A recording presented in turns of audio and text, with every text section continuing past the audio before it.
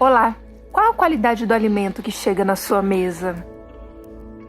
Quando você consome esse alimento, você está reproduzindo que tipo de relação com quem produziu, com você que compra? Ou seja, que relação social acontece aí e que relação que se estabelece e que é reproduzida com o meio ambiente? Você já parou para pensar sobre isso? Que modos de produção existem no campo e na cidade para que esse alimento chegue até você? O projeto Vozes de Gaia quer ouvir mulheres que se relacionam, produzem, comercializam e pensam, pesquisam sobre o alimento que chega até nós. São cosmovisões sobre a agroecologia, a agrofloresta, numa perspectiva da inclusão e da saúde, feita por mulheres que se relacionam com a terra, seja produzindo, seja pensando-a de uma maneira solidária e harmônica.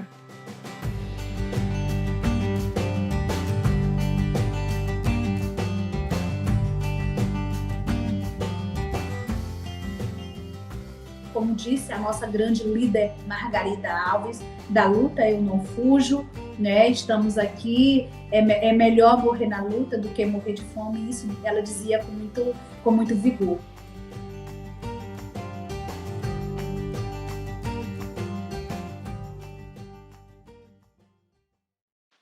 Olá, nós estamos aqui com Maria José Moraes Costa, mais conhecida como Mazé Moraes. Ela é muito jovem, tem 37 anos, é casada e mãe de um filho e também é natural de Batalha, Piauí.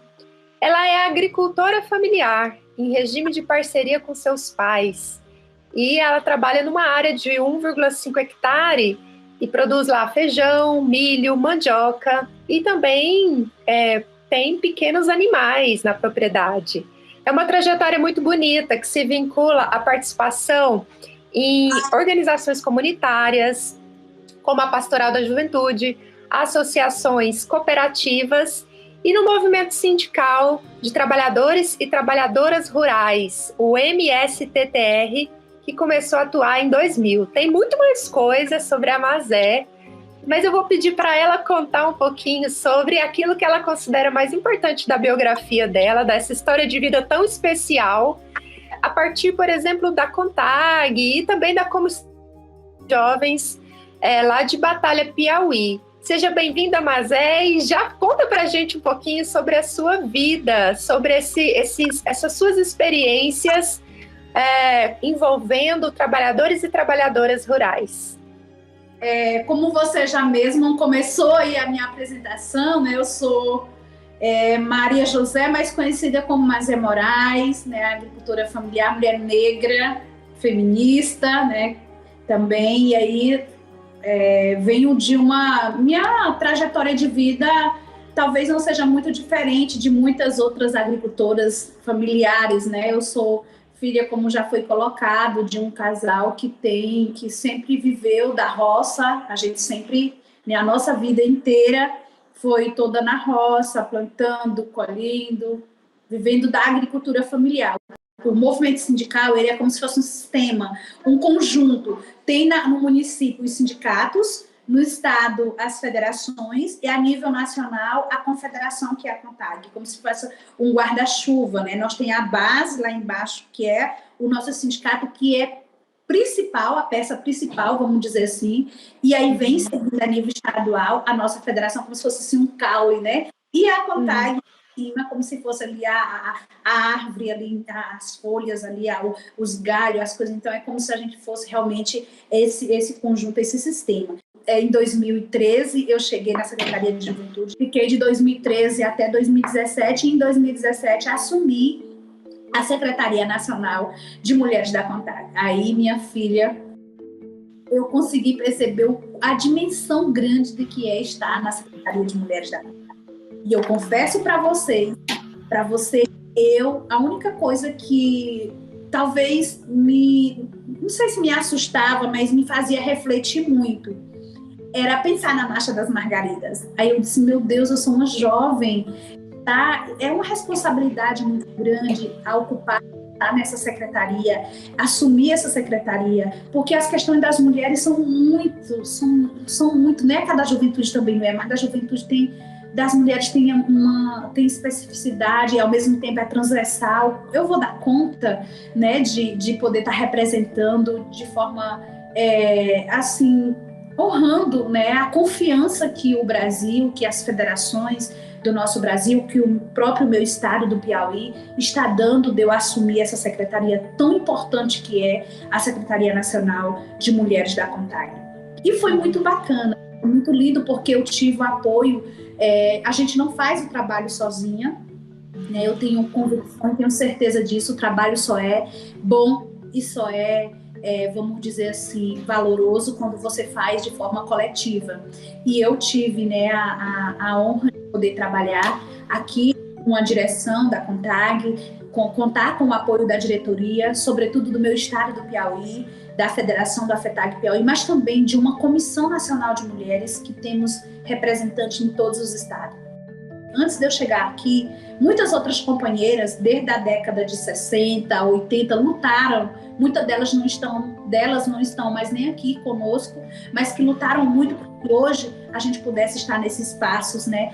Depois de ter conquistado a cota, depois de chegar na direção da CONTAG, a primeira diretoria da CONTAG paritária. Então, para a gente é muito importante. Foi fundamental a luta das companheiras ao longo dos anos para que hoje nós tivéssemos, né, depois de 22 anos na direção da CONTAG, a gente ter lá em 1998, no 7º Congresso da CONTAG, ter aprovado a cota de 30% de participação das mulheres dentro da diretoria da CONTAG e em todos os espaços, instância do movimento sindical, e em 2013 ter aprovado a paridade de gênero dentro da federação, e isso se estendendo também para nossas federações. E em 2017 ter, de fato, implementado, porque hoje nós estamos a primeira diretoria paritária da direção da nossa confederação. E isso, para nós, é fundamental. Como disse a nossa grande líder, Margarida Alves, da luta eu não fujo, né? Estamos aqui, é melhor morrer na luta do que morrer de fome, e isso ela dizia com muito vigor.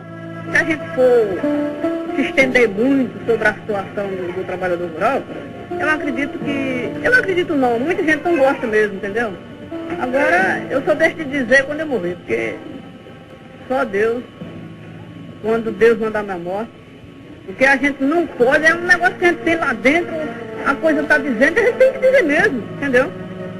É a situação do trabalhador rural. Eu queria que você, nesse espírito, você contasse um pouquinho para a gente sobre a importância da experiência das mulheres na agroecologia. Assim. Por que é importante a gente considerar a experiência dessas mulheres, que são diversas, dentro do contexto da agroecologia? É porque nós sabemos que nós, mulheres, né, que desde muito cedo que plantamos, que cuidamos, que sabemos da importância que tem a agroecologia de produzir alimentos com qualidade, alimentos livres do uso de agrotóxico, e a gente sempre vem dizendo que a importância da agroecologia na nossa vida tem sido de poder ter e viver e vivenciar uma vida mais saudável, porque comer alimento de verdade e quem planta e faz com que essa alimentação de verdade chegue até a nossa mesa são nós mulheres, né? Quando a gente fala sobre o alimento, sobre o modo como as pessoas produzem esses alimentos, né, e a forma como as pessoas se alimentam, é falar também, no meu ponto de vista, é falar também da soberania alimentar, como direitos, né, dos nossos povos, de definir as políticas de estratégia em relação a essa produção, ao consumo, à distribuição de alimentos. A gente entende que essa questão da alimentação são questão políticas. E aí eu lembro de uma frase legal que, não sei se você já ouviu, mas a Bela Gil, ela diz, né, que comer é um ato político. E ao longo do tempo, eu fui entendendo que a comida, ela é uma ferramenta de mudança. Ela pode ser uma ferramenta de mudança quando a gente tem consciência daquilo que a gente está consumindo. É uma ferramenta de mudança política, econômica, ambiental, social, nutricional e por aí vai. Só que ela só pode ser utilizada como uma ferramenta de mudança, né, consciente, quando a gente tem a oportunidade de escolher o que comer. Quando a gente pode escolher consumir um alimento orgânico para não envenenar a terra, né? Para não deixar o agricultor doente, para não nos deixarmos doentes, né? Mas a gente precisa dessa oportunidade de escolha. E aí sim isso se torna um ato político. E o modelo de produção agrícola dominante no Brasil tem como centralidade o alimento como mercadoria e não como um direito humano nosso, um direito que a gente tem, né, de garantir a nossa vida e assim, isso às vezes nos preocupa. E essa lógica produtiva é responsável pela concentração da forma da terra, né, do desmatamento, do envenenamento, como eu já tinha dito antes, de alimentos, né, contaminação do nosso meio ambiente, que a gente sabe como está o meio ambiente, da nossa água, da própria população. E assim, de certa forma, esse modo, ele funciona, sabe, Lara, dentro da lógica do capitalismo global. E isso também tem, de certa forma, preocupado bastante. E, né, através aí do agronegócio, que tem orientado prioritariamente as políticas agrícolas para o monocultivo e a exportação, a gente sabe que a agricultura familiar, que a agroecologia, que a gente produz para nós, para nossa vivência, para ter, de fato, uma alimentação de qualidade, sem o uso do agrotóxico. E os grandes, né, o agronegócio, ele produz cada vez mais para exportação, sem falar que utiliza muito dessa questão do veneno. Déficit na Previdência, cortes na educação. Até parece que o Brasil está quebrado. Mas você sabia que todos os anos o país deixa de arrecadar bilhões de reais com a isenção de impostos sobre os agrotóxicos? Isso acontece porque os agrotóxicos são considerados essenciais e, por isso, alguns impostos são reduzidos ou não são cobrados. Quem ganha com isso é o agronegócio, mas quem perde somos nós. Quanto mais agrotóxico é usado, menos o Estado arrecada com impostos. E mais dinheiro o governo gasta com saúde pública e com os danos ambientais. Para se ter uma ideia, cada $1 gasto na utilização de venenos agrícolas custa $1,28 para os cofres públicos no tratamento das intoxicações.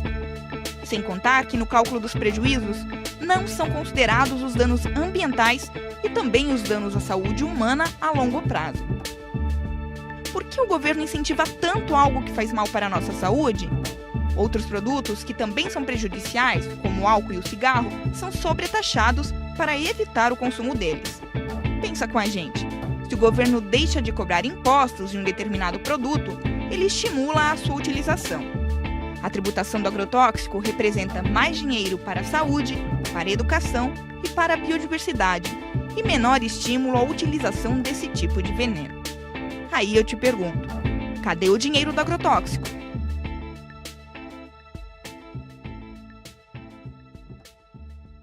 Eu queria que você comentasse um pouquinho, a partir da sua experiência, especialmente com o caderno, né, de Mulheres na Agroecologia e Agroecologia na Vida das Mulheres, como é que esse mapeamento dessas experiências aconteceu e o que você achou mais interessante, assim, desse mapeamento das experiências das mulheres em relação à construção da sua vivência agroecológica? A gente sabe que no nosso país, sabe, Lara, que existem muitas experiências lindas que não estão sendo dada a visibilidade, que não estão sendo valorizadas da forma que é necessário. Então, assim, para a gente foi muito importante porque a gente conseguiu descobrir E as mulheres também conseguiram descobrir elas mesmas que já faziam a agroecologia, mas que não estavam nem sabendo que estavam exercendo e que estavam fazendo a agroecologia. Consegui também perceber, e a gente conseguiu também nesse caminhar, de olhar essas experiências, de ver o quanto a produção agroecológica contribui com as mulheres, não somente para como é que você diz assim, a organização da produção ali da família familiar, mas também pela autonomia das mulheres, para as mulheres terem uma própria renda, porque a gente sabe a dificuldade. Então, a produção agroecológica, as mulheres fazer a sua produção nos seus próprios quintais produtivos, além de gerar renda, de ter autonomia, também contribui muito para o orçamento familiar. Para a gente, esse livro aqui, ele tem coisas, quem não conseguiu ler ainda, que puder estar lendo, ele traz aqui várias questões importantes que entendemos por as experiências da agroecológica, porque nos interessa mapear, né, e nos interessa muito mapear essas experiências. As iniciativas de mapear as experiências agroecológicas para a gente, protagonizada pelas mulheres, é uma forma potente, no meu ponto de vista, eu digo assim, de manter vivo, sabe, político, de manter vivo sobre o nosso projeto de desenvolvimento, né? E essa potência emerge, sem dúvida, da ação e do trabalho das mulheres agricultoras familiares do campo, da floresta e das águas. Esse mapeamento despertou para elas, para além de perceber que já vinham fazendo a agroecologia, mas que o que elas iam fazendo, às vezes, muitas vezes, no olhar dela, era como se fosse só ali, naquele menor ali para elas no conjunto, mas elas conseguiram perceber que o que elas iam fazendo não só beneficiava somente ela, mas elas estavam fazendo algo para além, para a sociedade, né? Porque elas estavam contribuindo de certa forma ali com a natureza, né? Com a saúde não só delas, mas de outras pessoas também, porque elas estavam comercializando de certa forma a sua produção produzida ali de forma agroecológica, porque para além da subsistência ali do dia a dia, de eu não ter que ir na feira para comprar o pimentão, o tomate, o cheiro verde, a pimentinha, mas aquilo que eu estou produzindo, que aí eu me coloco com elas também, que eu também tenho meu, apesar de eu ficar aqui também muito na Contag, mas eu tenho também o meu quintal produtivo, que tem várias coisas também bem legal. E assim, a gente está também contribuindo para a sociedade, a gente está mudando a vida das outras companheiras, para além da questão da autonomia também, além de você estar descobrindo que você está contribuindo para um meio ambiente com qualidade, sem degradação, sem o uso do agrotóxico, você também está descobrindo que você está ajudando na questão da saúde das pessoas, porque essa experiência também está fazendo com que eu possa aumentar minha autoestima e acreditar que é possível fazer agroecologia de uma forma que não precisa de tanta coisa para a gente fazer agroecologia, para a gente pensar agroecologicamente. Eu dizia assim que nesse sentido desse mapeamento, além da gente poder fazer esse mapeamento para dar essa visibilidade, né, aos saberes, às práticas que as mulheres trabalhadoras rurais, agricultoras familiares do nosso movimento sindical do campo, da floresta e das águas vem desenvolvendo na construção da agroecologia, né, nos processos de transição agroecológica é fundamental, porque isso também faz com que elas percebam, eu venho fazendo alguma coisa que está mudando a vida de outras pessoas. O reconhecimento, a valorização, né, o valorar esse protagonismo das mulheres na agroecologia, favorecendo as trocas de intercâmbio, que foi muito importante, né? Os intercâmbios das experiências, eu poder viver, eu poder ver o que você está fazendo, mas também poder dizer, olha, lá no meu quintal eu faço assim, e você está fazendo, eu posso também pegar um pouco e pensar lá de como é que eu vou melhorar, né, e de como eu vou beber dessa fonte, dessa experiência que você está fazendo aqui. A construção de novas, né, estratégias para assegurar as políticas públicas de apoio à produção, né, e a comercialização dos produtos agroecológicos, né, o fortalecimento da luta, que eu acho que é importante também trazer em defesa da agroecologia, a afirmação da sua importância importância essencial na construção do nosso projeto alternativo de desenvolvimento rural sustentável e solidário. Eu acho que tudo isso que a gente vem conversando, que a gente vem trazendo, isso é fundamental. Foi muito bom buscar e muito mais.